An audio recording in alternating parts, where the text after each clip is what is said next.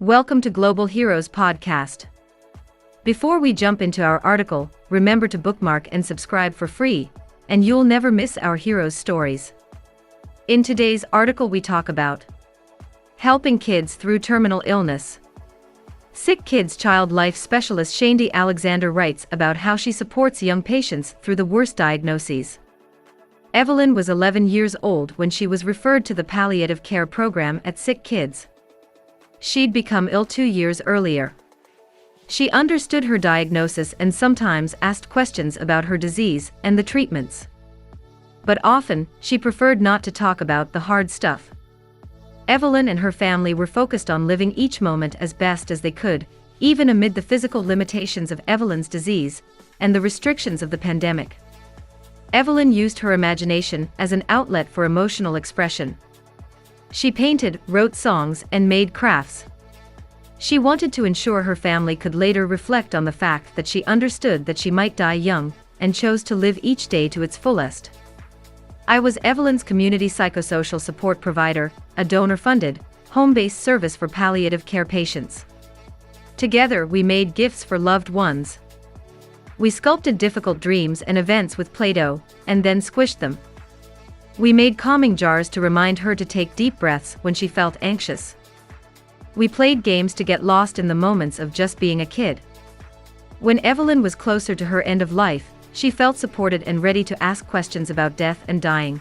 How do you know that I won't be buried alive? What happens after you die? Will I feel pain? She made handprints for family members and told her parents how she hoped they would celebrate her birthday each year. As a certified child life specialist, I use play and creativity to build rapport and support patients dealing with difficult medical and life events. Children and teens speak a different language than adults. A skilled interpreter must be present during serious illness to ensure young people are fully included and supported in their journey. While patients are in hospital, this kind of emotional support is readily available. But at home, children and teenagers are offered varying levels of support depending on the capacity of their stressed parents, relationships with friends and family, and the competency of community supports, which can be limited. In 2019, my role emerged out of this need, first as a pilot. Now, 2 years later, our surveys show overwhelming support for this program.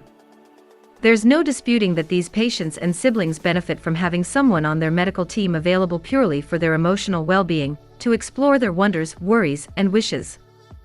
Someone to partner with them, help advocate for their needs and wants, and explore ways to enhance their quality of life. During the isolation of the pandemic, my support, largely virtual, felt more important than ever. Although there's ample research about the benefits of home-based medical support for children with serious illnesses, there's limited research about psychosocial support at home. From my vantage point, I can say it's crucial. Providing specialized emotional support is not a nice addition to the care team, it is essential to delivering good patient care. Shaindy recounts this story and others in an episode of the SickKids podcast, Season 3, Episode 6, which takes listeners to the front lines in the fight for child health, sharing stories of hope, heartbreak, and medical breakthroughs. * Name changed. Thank you for being with us. Follow globalheroes.com.